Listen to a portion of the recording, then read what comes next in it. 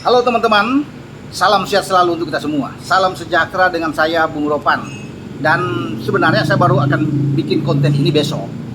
Tetapi teman-teman juga yang banyak mendesak saya untuk bisa menanyakan bagaimana dengan pemain-pemain diaspora. Ada 4 yang masih bertahan sejauh ini ya di U17 yang dipersiapkan ke Piala Dunia U17 pada 10 November sampai 2 Desember yang akan datang. Nasibnya bagaimana? Konon kabarnya 2 pemain karena mereka ini sudah dicoret oleh Bima, padahal mereka masih dibutuhkan, ya. Katakanlah ada Altaf Fawaz dari Amerika, kemudian ada Igor Sanders, juga dari Belanda. Ini tidak ada. Ya, saya pikir ya semua kan ini tergantung dari tim kepelatihan. Bima Sakti yang melihat ini. Juga ada Frank Wormuth yang membantu Bima Sakti untuk bisa melihat pemain-pemain ini. Tapi yang menarik bahwa Welber Jardim ini pemain yang baik, yang konon nantinya akan kembali ke negaranya, ke Sao Paulo, yang membutuhkan dia untuk tetap ikut berkompetisi. Nah, berarti dia cuma dipinjamkan di sini selama mungkin 2 pekan ya.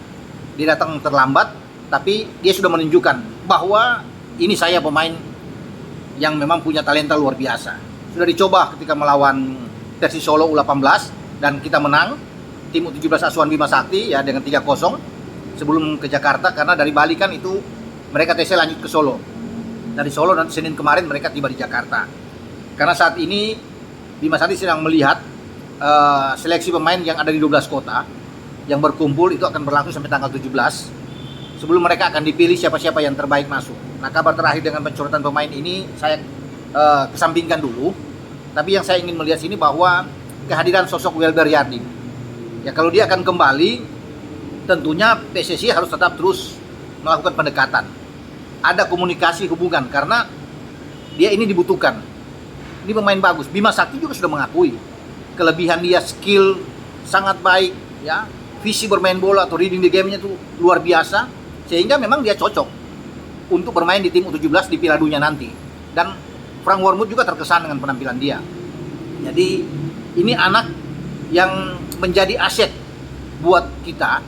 Kalaupun dia kembali oke, karena diperlukan oleh klub, tetapi dia juga harus diupayakan untuk ikut ya, paling tidak ke Jerman, karena kita kan akan TC ke Jerman setelah pertandingan nantinya melawan Korea Selatan pada tanggal 30 Agustus mendatang. Ini uji coba, kemudian mereka akan dipilih pada awal September langsung berangkat ke Jerman. Nah, paling tidak juga dia harus ikutlah di Jerman 1-2 pekan ada di sana, walaupun telat juga, karena kan tidak bisa diragukan lagi dia pantas untuk bermain di Piala Dunia. Welber Jardim ya, sehingga kalau dia datang ke Jerman juga pas, karena di sana ada uji coba yang sedang dipersiapkan oleh Frank Wormuth yang dibantu juga oleh pihak Borussia Dortmund. Di antaranya kita juga akan coba bermain dengan tim juara Eropa ya, di Mannschaft Jerman U17 yang juara kemarin di Eropa itu setelah mengalahkan Prancis lewat adu penalti, dan akan menjadi lawan kita. Ini kan bagus, berarti lawan yang kuat yang bisa memberikan pengalaman buat pemain-pemain kita, sehingga kita terbiasa bermain dengan tim yang punya pressing yang tinggi. Di saat kita kembali dan nanti dalam pengundian kita memang berada di grup yang ada tim-tim yang kuat, kita tidak kaget lagi. Nah, melawan Jerman oke lah. Di samping ada beberapa tim yang ada di sana yang nantinya akan menjadi lawan kita untuk uji coba. Oke. Dan Welber Jardim sekali lagi, dia harus ada, jangan sampai dia lepas. Sayang. Nah, inilah tugas dari PSSI, tentunya Bima dan pengurus Erick Thohir sebagai ketua umum untuk menjalin hubungan terus, terutama dengan kedua orang tuanya. Ini anak kelahiran Banjarmasin lewat ibunya yang sangat baik tentunya. Ayahnya juga pernah bermain di Liga Indonesia. Jadi saya pikir komunikasi ini penting dan tetap menjamin. Kalau sudah menjamin bahwa dia dapat 1 tempat, dan saya yakin Welber ini mendapat 1 tempat.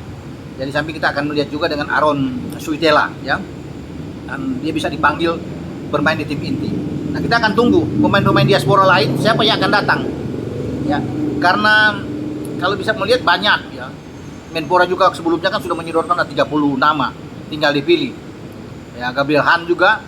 Ya, itu kita akan lihat, walaupun dia tidak punya paspor Indonesia, di paspor Inggris, tapi tetap harus diupayakan. Cuma memang masih menjadi tantangannya. Karena Bima kan sudah bilang, apakah waktunya cukup kalau Gabriel Han ini datang ke Indonesia untuk diurus. Tapi kan Erick Thohir sudah menjamin kalau dia memang punya niat baik, punya kesungguhan untuk bermain di tim nasional, silakan datang.